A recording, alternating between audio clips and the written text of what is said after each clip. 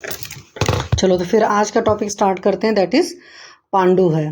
तो पांडु के बहुत सारे पेशेंट्स आते हैं, मीन्स एनीमिया के आप देखेंगे तो काफ़ी पेशेंट आते हैं। कुछ मॉडर्न के टाइप के हिसाब से आपके एनीमिया के होते हैं, कुछ आप आयुर्वेद के हिसाब से सोचेंगे तो आपको एनीमिया के पेशेंट्स मिल जाएंगे। तो पांडु रोग के केस में कई बार बहुत ईजी होता है ट्रीटमेंट करना, कि हमने कुछ लौ की प्रिपरेशन है, लोहास वहास है, इस तरह की चीज़ें दे देते हैं, काम चल जाता है। कई बार क्या होता है कि पांडु के पेशेंट बहुत फंसाते हैं, खास करके जिनकी अच्छी खासी ग्रहणी दृष्टि होती है तो उनको बहुत प्रॉब्लम होती है। और मॉडर्न में क्या करते हैं कि वो लोग पहले शुरुआत में आयरन के टैबलेट वगैरह देते हैं, बाद में वही है कि आयरन सुक्रोज वगैरह के इंजेक्शंस लगवाते हैं। और आयरन सुक्रोज के इंजेक्शंस को भी आप लोग को पता है कि काफ़ी मतलब उसके कॉम्प्लिकेशंस होते हैं, तो आयरन सुक्रोज भी सूट नहीं करता है। और कई बार इटसेल्फ ब्लड चढ़ता है, तो ब्लड चढ़ना तो वो अपने आप में ही बहुत बड़ा कॉम्प्लिकेशन होता है, क्योंकि नहीं ब्लड सूट किया तो प्रॉब्लम आ जाती है, एलर्जी की कंडीशन, और काफ़ी खतरनाक से एलर्जी कंडीशन होती है। हालांकि मैंने आयरन सुक्रोज के केस में भी देखा है कि काफ़ी उस तरह की परेशानियाँ आती हैं। और मैं आपको एक बात और बताऊँ कि आप लोगों ने देखा होगा जो ये होता है, क्या नाम है, गर्भिणी के केस में जब प्रॉब्लम आती है तो गर्भिणी के केस में भी काफ़ी ज़्यादा तकलीफ होती है। मतलब आप वहाँ पर एनीमिया ठीक करना बहुत मुश्किल होता है, तो इस बात को याद रखिए, गर्भिणी के केस में भी बहुत सारी तकलीफ आती है। 1 मिनट, कोई ज्वाइन करने वाला था फिर हो नहीं पाया, है ना।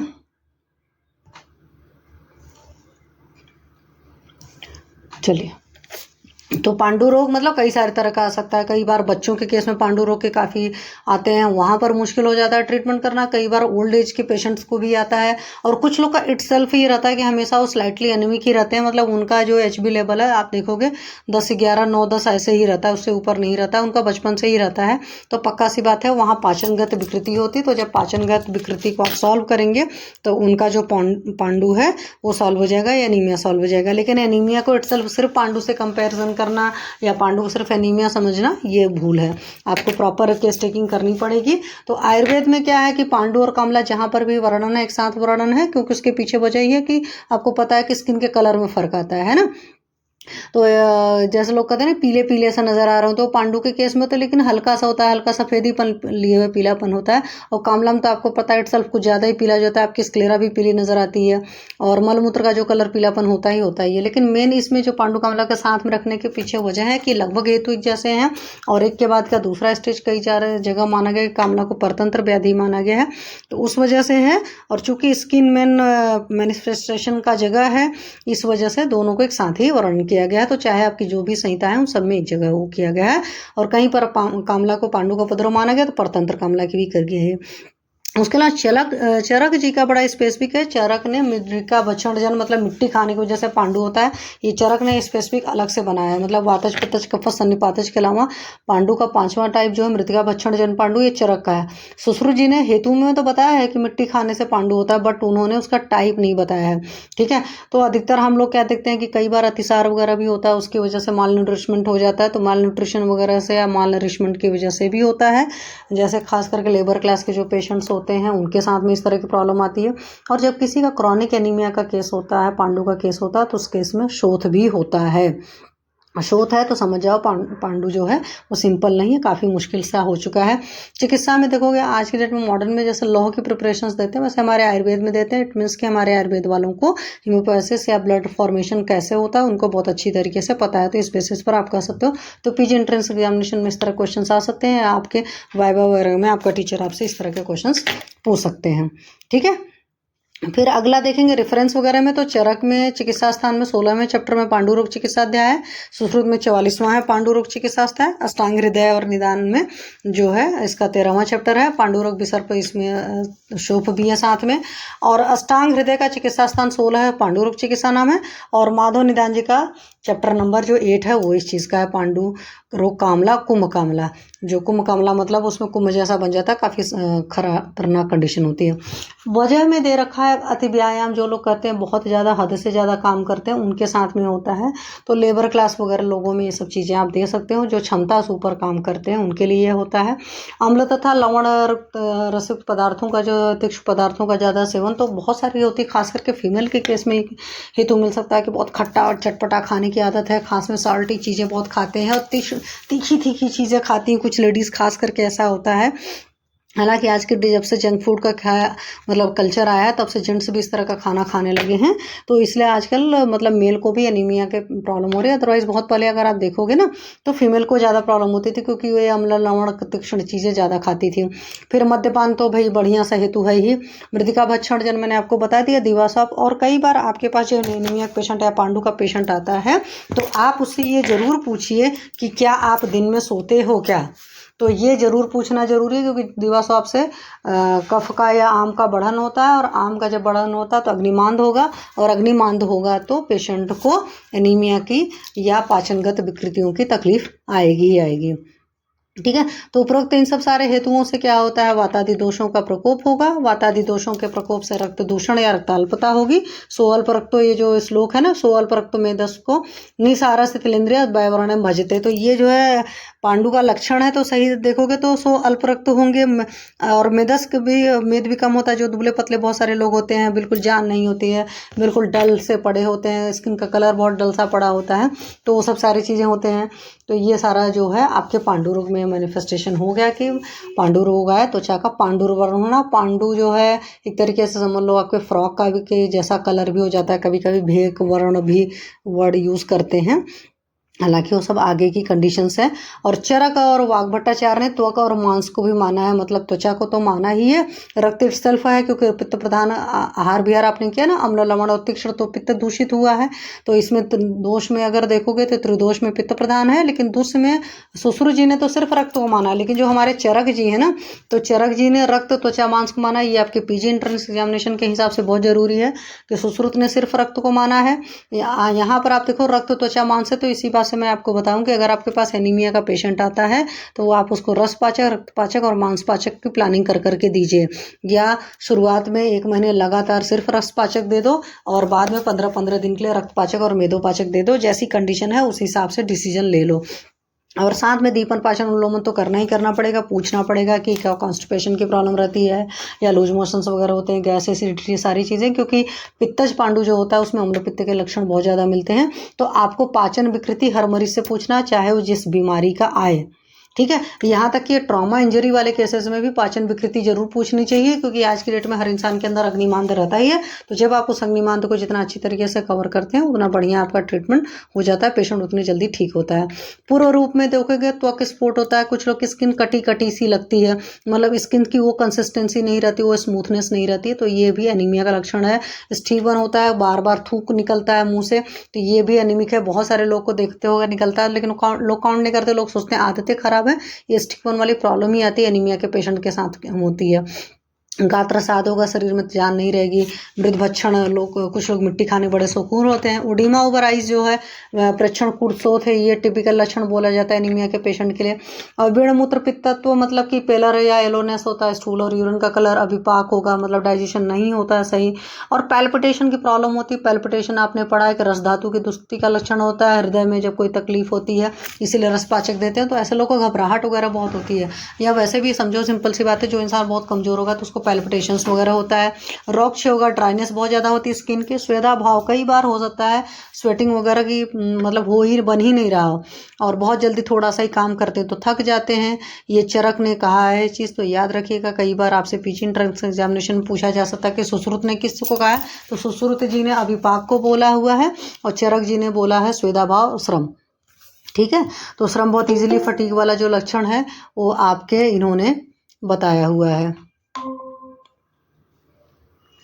ठीक, तो ये सारे लक्षण आपको मिलते हैं। नॉर्मल जनरल वीकनेस में आप काउंट करते हैं। हालांकि पेशेंट को आपको पता है कि कभी भी कुछ भी कंप्लेंट करता है तो हम लोग सीबीसी तो कराते हैं, थोड़ा सा भी इधर उधर नजर आता है तो एलएफटी आरएफटी कराते हैं। क्यों कराते हैं उसके पीछे वजह है कि कई सारे पेशेंट्स जो होते हैं ना मानने को तैयार नहीं होते हैं, और कई सारे पेशेंट्स का क्या होता है कि कई बार रिपोर्ट्स ठीक ठाक भी आ जाती है तब पर उनके अंदर तकलीफ रहती है। तो सिर्फ आप रिपोर्ट्स पर अपने आप को कंसिडर मत करिए, आप रिपोर्ट के अलावा कि अपनी क्लिनिकल डायग्नोसिस वाली रिपोर्ट बनाई, देखिए उसमें क्या क्या है। और पेशेंट से पूछेंगे, अगर बहुत पुराना पांडु रोग का पेशेंट नहीं होगा तो स्किन के कंसिस्टेंसी या स्मूथनेस के बारे में बताएगा। ठीक है, तो उसका बेस्ट तरीका ये होता है कि आप दोनों तरह के पेशेंट्स को देखिए, जिनका HB अच्छा है, जिनका नहीं HB अच्छा है, तो आप स्किन का आइडिया लगा लोगे। ये भी मैं आपको बता दूं, इसीलिए हमारी जो होती है चिकित्सा मतलब कर्म में अनुभव बहुत मायने रखता है, क्योंकि जितने नंबर आप पेशेंट्स को आप बड़े ध्यान से देखे रहते हो तो उतने से आप आइडिया लगा लेते हो। होता है ना कि देख करके पता चल रहा है कि सामने वाला एनीमिया का पेशेंट है कि नहीं है, लेकिन वो बहुत ज़्यादा होता है तब पता चलता है। किसी को थोड़ा बहुत है तो वहाँ पर ये सब तो के स्पॉट वगैरह, स्टीवन वगैरह सारी चीज़ों से आपको पता चल जाएगा। सामान्य रूप में लैक ऑफ ब्लड, तो लैक ऑफ ब्लड तो पक्का सी बात है, आप HB करते हो, नापते हो, तभी पता चलता है ना। अल्पमेदस्क मतलब फैट एंड मैरो डिफिशियंसी, तो कई बार बिल्कुल जान ही नहीं होते, बहुत दुबले पतले से हैं, निसार है, कोई जान नहीं है, शिथिलेंद्री पड़ा है, मतलब बिल्कुल बेजान सा, ऐसे ही कोई जिसको कहते नहीं है बस ऐसे पड़ा हुआ बंदा है, डम्ब सा। अल्टर्ड कम्प्लेक्शन, जैसे आपने पहले किसी को देखा है कि फेस पर बड़ा ग्लो वगैरह था, अभी बिल्कुल डल सा पड़ा हुआ है, तो वो कह सकते हो। कुछ लोग का अलग अलग सा कलर भी आ जाता है, वो भी आपके पांडु में ही आता है। तो चरक ने 5 टाइप दे रहे हैं, वातज पित्तज कफज सन्निपातज और मृदभक्षण या क्रीमिकोस्टज, और सुश्रुत ने वातज पित्तज कफज सन्निपातज सिर्फ 4 टाइप दिए हैं। तो आपके पीजी एंट्रेंस एग्जामिनेशन में इस तरह का भी क्वेश्चन मतलब पूछा जा सकता है। मृदभक्षण जन्म में क्या है कि अलग अलग मिट्टी के हिसाब से अलग अलग पांडु होता है। कषाय मिट्टी से वातिक होता है, ऊषर मिट्टी से पैत्तिक होता है, और मधुर मिट्टी से कफज पांडु होना बताया। तो इस तरह के भी छोटे मोटे क्वेश्चन पूछे जा सकते हैं या शॉर्ट नोट्स आ सकते हैं। वातज पांडु जो होता है ये ज़्यादा एनीमिक वाली कंडीशन नहीं, लो एनीमिक वाली कंडीशन है। इसमें त्वक, मूत्र, नेत्र, नख आदि का रुक्ष और कृष्ण अरुण वर्ग का हो जाना पक्का सी बात है। वात वाला है तो पेशेंट को आनाह, भ्रम, कंप, इस तरह की तोद वगैरह ज़्यादा चीज़ें बनती हैं। वैसे भी मैं आपको बताऊं कि चरक में तो नहीं, मतलब इस बुक का नहीं, मुझे दूसरी बुक का सुश्रुत का याद है कि सुश्रुत ने बोला हुआ है कि जब आपके शरीर में ब्लड की कमी हो जाती है, खून की कमी हो जाती है, तो आपके पेट में काफ़ी दर्द होता है, शरीर में दर्दें बहुत बढ़ जाती हैं। और अधिकतर आप देखोगे जब भी कोई पेशेंट आता है ना, बोलता है मुझे काफ़ी दर्द होती है, तो मैं तुरंत पूछती हूँ आपका HB लेवल कितना रहता है, क्योंकि ये मुझे अच्छी तरीके से याद है कि ये चीज़ सुश्रुत ने बोला है। और अच्छी कूट सोथ जो है ये भी सुश्रुत ने अपने उसमें, और ड्राई स्किन का वर्णन जो है हमारे यहाँ सुश्रुत जी ने किया है अपने, अगर आप पांडु चैप्टर पढ़ेंगे उनके सुश्रुत के चिकित्सा स्थान में, तो वहीं पर ये 3 बिल्कुल स्पेसिफिक लक्षण दे रखे हैं कि अच्छी कूट सोथ होता है, ड्राई स्किन होती है, और साथ में आपका जो होता है पेन बहुत ज़्यादा होता है, वात प्रकोप बहुत होता है। जिन लोग के बॉडी में ब्लड की कमी होती है उनके अंदर वात प्रकोप बहुत ज़्यादा होते हैं। तो ये चीज़ें याद रखिएगा। फिर चरक और वाग्भट के अनुसार अगर देखेंगे तो चरक और वाग्भट के अनुसार पांडु के लक्षण में शोक को भी माला, स्वेलिंग, तो स्वेलिंग वगैरह बहुत बाद में मालती है, मतलब फेस थोड़ा सा पफी सा रखता है। तो आपने देखा होगा कुछ लोग का ही होता है, कुछ लोग इटसेल्फ बहुत मोटे होते हैं, जो बहुत दुबले पतले होते हैं, उसके बावजूद उनका फेस जो होता है पफी सा होता है। तो ये आपका वातक शोफ होता है, मतलब वातज जो पांडु होता है। माइल्ड एनीमिया में काउंट करते बहुत ज़्यादा नहीं। पित्तज वाले में मलमूत्र, नेत्र का पीत वर्ण होगा, अतिपीत भासता होगी, दाह, तृष्णा और ज्वर होगा, क्योंकि पित्त के लक्षण ये सब भी आएंगे। अतिसार वगैरह हो सकता है, अम्ल पित्त के लक्षण हो सकते हैं, जो मैंने आपको पहले ही बता दिया। तो पित्तज पांडु जो होता है, पैत्तिक पांडु और कामला में बहुत ज़्यादा साध्य मिलता है, मतलब सिमिलैरिटी लगती है। तो आपको क्या करना होता है, वहाँ डिफ्रेंशिएट करना होता है। आप HB अगर करा लीजिए, HB ओके है तो इट मीन्स कि वो कामला है, वो पांडु नहीं है। तो आपको कामला और पांडु में डिफ्रेंशिएशन, खास करके पैत्तिक पांडु में और कामला में डिफ्रेंशिएशन आना चाहिए। ठीक है। फिर कफज पांडु में क्या है, कफ प्रसेक, मतलब मुंह से ज़्यादा थूक वगैरह निकलेगा, तंद्रा होगा, आलस्य होगा, अतिगौरव, ओडिमा ज़्यादा होता है। और ये एनीमिया की जो कंडीशन है ना, सीवियर एनीमिया टाइप की कंडीशन होती है, क्योंकि बिल्कुल सब कुछ सफ़ेद सफ़ेद नज़र आ रहा होता है, इसमें स्वेलिंग भी बहुत ज़्यादा होती है। सीवियर एनीमिया का कंडीशन होती है, सब कुछ पेलर नज़र आता है, मतलब बाहर की भी चीज़ें नज़र आती हैं पेशेंट को ऐसा। हालांकि अभी तक किसी पेशेंट से ये चीज़ नहीं पूछा है। आपको पता है कि ऐसा कंडीशन होने मतलब होता है कि अरेस्ट वाला कंडीशन होता है। और ICU के पेशेंट से हम लोग इस कि कहाँ को सवाल पूछते हैं कभी भी। सन्निपातज तो पक्का ही असाध्य होता है। सन्निपातज में ज्वर होगा, अरोचक होगा, अरोचक मतलब बिल्कुल पेशेंट को भूख नहीं लग रही है। और अगर पेशेंट को बिल्कुल भूख नहीं लग रही है, समझ लीजिए अग्नि मंद हो चुकी है, अग्नि बुझ चुकी है लगभग, एक तरीके से कह सकते हैं। और जब अग्नि का नाश होने लगता है तो शरीर का नाश हो जाता है, इसीलिए सन्निपातक पांडु असाध्य है। हृलास है, छर्दी है, तृष्णा है, क्लम है, क्षीण है, हतेंद्री है, बिल्कुल बेजान पड़ा रहेगा, मतलब उसके अंदर कोई जान नहीं रहेगी। हतेंद्री उसको कहते हैं, इंद्रियों का मतलब कोई भी चीज़ों को ग्रैस्प भी नहीं कर पा रहे इंद्रिया, इतनी ज़्यादा खराब हो चुकी, that is known as the हतेंद्रिय। तो असाध्य त्रिदोषज पांडु के लक्षण है। तो इसको आप करते हो प्लास्टिक एनीमिया से कर सकते हैं, सेवियर एंड फेब्राइल एनीमिया के कंडीशन से होते हैं। तो इस तरह के पेशेंट्स आपको ICU वगैरह में मिलेंगे, नॉर्मल नहीं मिलेंगे। फिर मृतिका भक्षण जन पांडु के केस में बोलते हैं, जो पुराना शास्त्रोक्त है उसमें कहते हैं कि भाई हमने ऐसी मिट्टी खाई जिसमें कीड़े थे तो कीड़े अंदर चले गए। और मॉडर्न वाले को बोलते हैं हुक वर्म से होता है। तो हुक वर्म के केस में आपको पता है कि वो पैरों के रास्ते अंदर जाता है, ठीक है। तो यहाँ पर थोड़ा सा आपका आयुर्वेदा और मॉडर्न का डिफ्रेंसिएशन है, क्योंकि वो कहते थे कि मिट्टी ऐसी खाई, और बात भी सही है भाई, मिट्टी में कीड़े हैं तो सेल्फ वो बॉडी के अंदर जा करके।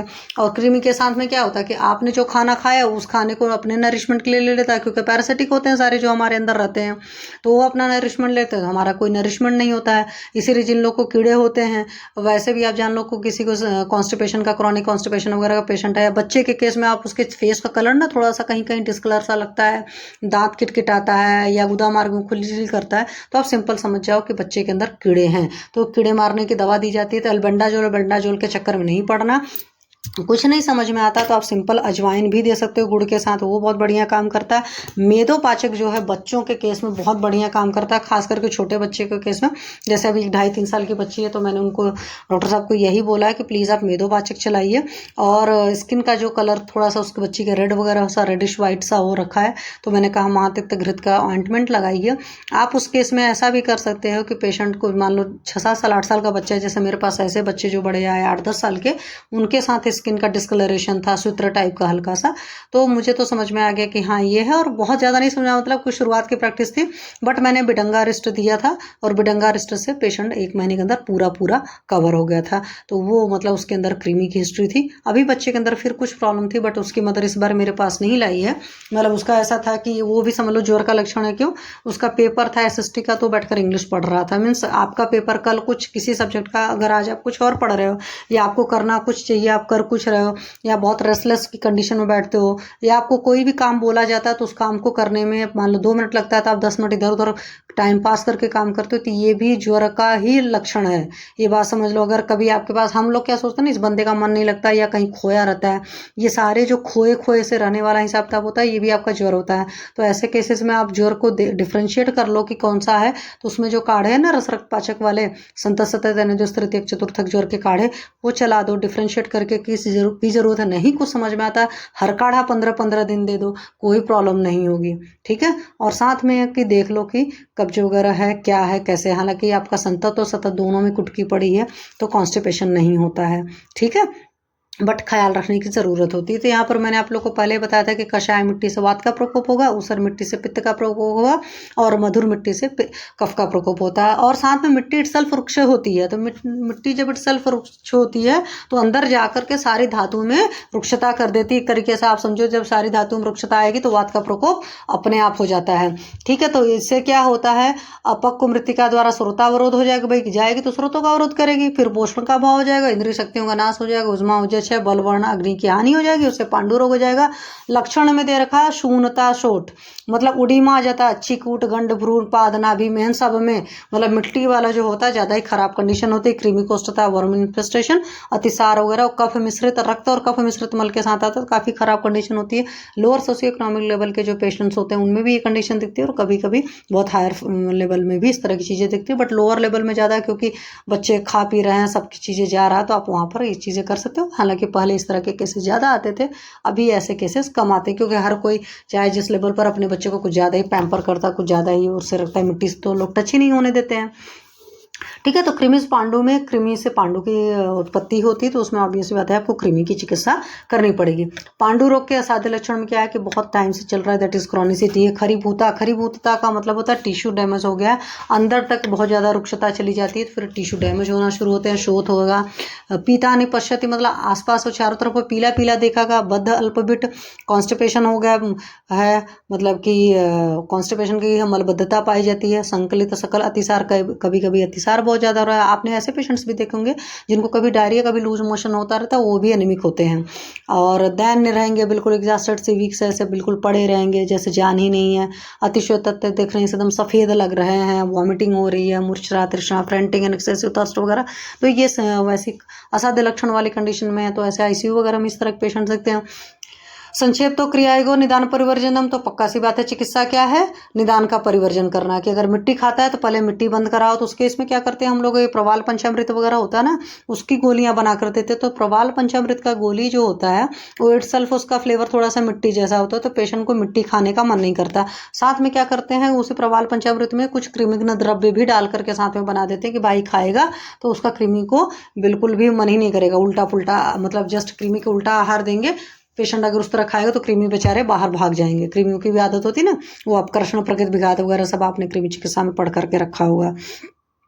तो निदान परिजन में आहार विहार पर्यावरण जन्य हेतुओं का निराकरण करना। संशोधन चिकित्सा बहुत अच्छी की जाती है और पक्का सी बात है अधिकतर इसमें हम लोग विरेचन करते हैं, क्योंकि जो अंदर गया उसको किसी तरीके से निकालें, क्योंकि वमन हमेशा अच्छा नहीं होता है। अब जैसे चरक चिकित्सा 16 में दे रखा ना, सुनाची कूट गंडब्रू सून पाना भी मेहना कृमिकोष्ठ अतिसार है ना मलम साहस का पानी, जो ऊपर अच्छा दे रखा था उसी का संस्कृत दे रखा है, तो अगर रट लेते हो तो बड़ी अच्छी बात है। तो संशोधन में स्नेहन कराने के लिए आप दाढ़ी माध्य घृत का यूज कर सकते हैं, जैसे पित्त प्रकृति वाले के लिए दाढ़ी माध्य घृत यूज कर लिए। पंचगव्य घृत बहुत बढ़िया काम करता है। महातिक्त घृत जो है, कल्याणक घृत वगैरह सारी चीज़ें, महातिक्त घृत वगैरह का फ्लेवर चूंकि बड़ा गंदा सा होता है, लेकिन अगर पेशेंट में देख लीजिए कि स्किन की ज़्यादा खराबी है तो महातिक्त घृत का पान कराइए। बच्चों के केस में कल्याण घृत वगैरह का काम करा सकते हो। कटुकादि घृत के साथ क्या होगा कि उस घृत से उसका थोड़ा सा विरेचन इटसेल्फ हो जाएगा। व्योषादि घृत, अगर अग्नि बहुत ज़्यादा दीप मतलब बुझी हुई है तो आप व्योषादि घृत यूज कर सकते हो, दंती घृत यूज कर सकते हो। हालांकि मैंने दंती घृत वगैरह नहीं यूज़ किया हुआ, मैंने कुछ दाढ़ी मादी घृत वगैरह अपने पेशेंट्स को दिए हैं, बट मैं ये सब सारे घृत वगैरह अधिकतर चलाती हूँ। पांडु के पेशेंट्स में तो नहीं चलाया, फ्रेंकली मैं बता दूँ।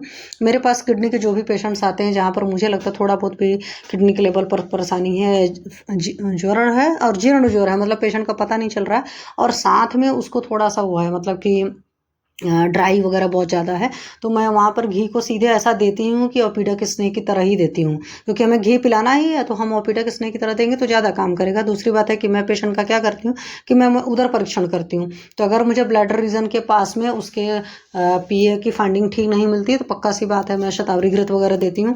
और शतावरी घृत के केस में आपको बता दूँ जीर्ण ज्वर में बहुत अच्छा काम करती है। शतावरी आप लेडीज़ में भी बड़े अच्छे चला सकते हैं, क्योंकि शतावरी को आप जानते हो कि नारियों के लिए बहुत बढ़िया नारी रसायन बोला जाता है और ज्वर के केस में, जीर्ण ज्वर के केस में बहुत काम करता है। किडनी के पेशेंट्स के लिए भी आपका शतावरी घृत बहुत बढ़िया काम करता है। अगर ऐसे ही पेशेंट हैं जैसे मेरे पित्तज प्रकृति के थे, थोड़ा उनको हाई बीपी वगैरह की प्रॉब्लम थी, बट मैंने कहा इनको थोड़ा सा घी पिलाते, उनको गले में खराश रहती थी, तो मुझे याद है कि मैंने उनको दादी माटी घृत दिया हुआ है। हालांकि सर बहुत थोड़ा थोड़ा लेते हैं, बट दादी माटी घृत लेने के बाद उनका तुरंत ये सब सारा थ्रोट वगैरह का प्रॉब्लम चला गया था। तो आप पेशेंट की प्रकृति के हिसाब से आप सेलेक्ट कर सकते हो। कभी किसी को लगे नहीं इसको बड़ा कॉन्स्टिपेशन वगैरह तो आप कटुकाती घृत वगैरह यूज़ कर सकते हो। मेरे को थोड़ा सा ये रहता है कि मैं पेशेंट को देता हूँ तो ना पैलेटिबिलिटी जरूर देखती हूँ, क्योंकि अगर पैलेटिबिलिटी अच्छी नहीं होती तो बहुत सारे पेशेंट्स मेडिसिन नहीं लेते हैं, फिर कोई असर नहीं आता है। ठीक है, और संशोधन चूंकि करना ही है, चीज़ों को निकालना है, तो बमन विरेचन बस्ती कर सकते हो। अब बस्ती में यहाँ पर जो है वो बल्ले और यापना बस्ती दी जाती है। बल्ले और यापना बस्ती का कासी मतलब है विरेचन के बाद दोगे, क्योंकि बल्ले बस्ती अंदर टिकेंगी, यापना बस्ती भी जो दोगे। और जानते हो रक्त की भी बस्ती हमारे आयुर्वेद में दी जाती है। जैसे मॉडर्न वाले ब्लड चढ़ाते हैं तो हमारे यहाँ रक्त की बस्ती दी जाती है, बट पुणे उन्हें में कुछ लोग देते हैं। अभी मैंने रक्त की बस्ती नहीं दी है पेशेंट को, कभी मैं दूंगी तो बताऊंगी, अदरवाइज अभी तक मेरे को ज़रूरत नहीं पड़ी है कि ऐसा कुछ होता तो मैं आप लोग को बताती ज़रूर। ठीक है, उसके अलावा द्रव्य योग में अगर देखोगे तो नवायश चूर्ण वगैरह सारी चीज़ें हैं और बहुत बढ़िया से हम लोग नवायश चूर्ण वगैरह मतलब देते हैं, नवायश लौ देते हैं। और जो दूध देते हो आप किसी को पीने के लिए, एनीमिया का पेशेंट है तो उसको बोलिए कि लोहे की कढ़ाई में उस दूध को पचाए, मतलब पका ले, वो वाला दूध पीने दीजिए। और मैं आपको इसी बात से बताऊँ, बहुत पुराने ज़माने में क्या होता था कि लोग तवे पर दूध पका कर देते थे, तो तवा जो होता था उस ज़माने में लोहे का ही होता था, तो लोग इस तरह की सारी चीज़ें देते लेते थे। ठीक है, उसके अलावा मंडूर योग है, मंडूर के बटक हैं, मंडूर वज्र बटक है, मंडूर लवन है, मधु मंडूर है, मंडूरादृष्ट है, गुणादृष्ट, विजकर धातृष्ट, आमल क्या वाला धात्री वाला त्रिफला वाला त्रैलोकनाथ, योगराज गुगुलू कुछ लोग देते हैं। एनीमिया के केस में मैंने ऐसा योगराज गुगुलू नहीं चलाया है, क्योंकि मैं योगराज गुगुलू को पेन किलर मानती थी, बट योगराज गुगुलू के साथ है कि बहुत पुराना क्रॉनिक पेशेंट होता है तो उसमें काम नहीं करता है। फिर वही अपने साथ एक प्रॉब्लम आ जाती है कि किसी फार्मेसी की कोई मेडिसिन हो सकता है अच्छी हो, कोई नहीं हो। तो मेरी जब मेनली मैं पसंद करती हूँ महायोगराज गुगलू को। उसके अलावा शिलाजतु वटक है, पुनर्नवा मंडूर वगैरह मैंने काफ़ी पहले यूज़ किया है। ठीक है। नवायस लौह को देखो, अब चिकित्सा क्रम अगर आप देखोगे तो बिल्कुल मॉडर्न की तरह है। जैसा मॉडर्न वाले क्या करते हैं, आयरन कैल्शियम दोनों प्रिपरेशन देते हैं। तो आप ये देखो, नवायस लौह इन्होंने दिया आधा ग्राम, और शंख भस्म भी दिया आधा ग्राम। तो शंख भस्म आपकी क्या है, कैल्शियम कार्बोनेट है। इसको त्रिफला चूर्ण मधु के साथ दिया तो त्रिफला इटसेल्फ आयरन को रिच करेगा। कुमारयासो या लोहासो आपको जो पसंद हो वो दे सकते हो। कुमारयासो जो है आपके पित्त धरा कला पर बहुत बढ़िया काम करेगा, या पित्त ग्रहणी पर बहुत बढ़िया काम करेगा। लोहासो इटसेल्फ आयरन का कंटेंट है ही। और भोजनोत्तर इन्होंने समान भाग जल के साथ दे रखा है। बट मेरा वही रहता है कि मैं आसोरिस्ट को अधिकतर अपान काल में यूज़ करती हूँ, क्योंकि पेशेंट से हेतु निकालना पड़ता है कि अगर उसका कहीं से भी हेतु है जहाँ से मल और मूत्र में कोई तकलीफ है तो अपान काल में आप चलाएंगे तो ज़्यादा बढ़िया रिजल्ट आएगा। उसी तरह इन्होंने योगराज गुगलू को गोघृत और मधु के साथ यूज़ किया, और योगराज का जो रेफरेंस दे रखा है वो हमारे चरक जी ने दे रखा है। तो योगराज आप यूज़ करके देख सकते हो। और फिर शोथयुक्त कंडीशन होती है, पक्का सी बात है उसमें पुनर्नवा मंडूर है, आप पुनर्नवा रिस्ट वगैरह भी चला सकते हो, शंख भस्म वगैरह दे सकते हैं। और उसके अलावा कृमिजन पांडु की अवस्था में, क्योंकि पुनर्नवा जो है ना, पुनर्नवा फिर से नव बनाता है, नया बनाता है। पुनर्नवा जो होता है शोथनाशक होता है, तो इसलिए यूज़ किया जाता है। कृमिजन पांडु की अवस्था में बिडंगादिलो, कृमि मुदगर रस, बिडंगारिस्ट, कृमि कुठार रस, आप कुछ भी इस तरह की चीज़ें आप यूज कर सकते हो। और पलाश बीजादि चूर्ण, ये भी आपको पता है कृमिन का काम कर सकता है। अमल की रसायन देते हो दिन में 2 बार दूध के साथ, जैसी कंडीशन होगा। एक्चुअल में इन्होंने लिखा हुआ है ना, उनका जैसा पेशेंट रहा होगा, या कुछ लोग का होता है अपना क्या बोलते हैं अनुभव होता है कि जिससे जहाँ पर जो रिजल्ट पाए होते हैं उस तरीके से लिखते हैं। तो रामहरि सिंह सर का इस तरह का होगा। फिर रक्त पित्त सहित पांडु में क्या, रक्त पित्त कुलकंड, रक्त पित्त है तो पक्का सी बात है रक्त पित्त कुलकंडन रस, कामदुधा, प्रवाल पिष्टि, तंडुलेदक वगैरह भी आप लोग अच्छे से यूज कर सकते हो। अभी कल ही बताया था परसों। दुर्वासो रस मधु के साथ दिया जा सकता है, क्योंकि रक्त पित्त है तो रक्त पित्त में दुर्वा बहुत बढ़िया काम करती है। कहीं पर भी ब्लड वोड निकल रहा है तो दुर्वासो रस नस्य करो, खासकर नक्सीर के केस में तो फिर बहुत बढ़िया रिजल्ट आता है। अमल की रसायन इटसेल्फ आपकी पता है पित्त शामक होती है, बहुत बढ़िया काम करती है। शतावरी मंडूर भी यूज लोग करते हैं, शतावरी अकेले भी देते हैं। मंडूर के साथ में उन्होंने दे रखा, तो आयरन का भी काम करेगी और बल्लेवर्धन का भी काम करेगी। तो एनीमिया के पेशेंट्स कई बार देखने में बहुत आसान होते हैं, मतलब लगते हैं ईजी है ट्रीट करना, बट एनीमिया के पेशेंट्स भी कई बार बहुत झेलाते हैं। और मॉडर्न वाले तो दबा कर कमाते रहते हैं, उनके पास तो पेशेंट जाता है तो हड़बड़ी नहीं मचाता, बट हमारे लोग के पास पेशेंट आता है ना तो उसको 50 हड़बड़ी सूझी रहती है। ठीक है। तो कभी भी एनीमिया का कोई भी पेशेंट आता है तो वहाँ पर भी प्रॉपर केस टेकिंग करिए, और केस टेकिंग के बाद में अपनी डायग्नोसिस बनाइए, और डायग्नोसिस बना करके फिर उसका ट्रीटमेंट करिए। और अगर कहीं आप लोग कुछ भी फंसते हो तो आप लोग एक बार मेरे को ज़रूर बताया करो, मैं आप लोग को जितना गाइड करना है कर सकती हूँ उतना करूँगी। ठीक है। नहीं तो आप ऐसा करो बेटा, प्रवाल पंच आप नहीं कभी मत उसको खाइए, आप प्रवाल पंचामृत खाइए। ठीक है। प्रवाल पंचामृत का फ्लेवर जो होता है ना उसी जैसा आएगा तो आपको बहुत अच्छा लगेगा। और साथ में आप बिडंगा रिस्ट लो बेटा 1 मंथ कम से कम। ठीक है। अंदर क्रीमी होंगे उसकी वजह से भी होता है। बिडंगा रिस्ट आप 20 ml ले लो, 20 ml मॉर्निंग, 20 ml इवनिंग ले लीजिए, खाली पेट लीजिए। ठीक है। हाँ ये चीज़ लीजिए, और प्रवाल पंचामृत लीजिए, और आफ्टर 1 मंथ मुझे बात बताइए कि क्या कंडीशन है आपकी। ठीक। ओके ओके बच्चे, बाय। प्रेमलता आपके कोई क्वेश्चन है बेटा? No ma'am. चलो ठीक है, तो आज क्लास फिनिश करते हैं, फिर कल करेंगे। ठीक है। Okay thank you. Okay bye. खुश रहिए बेटा आप लोग।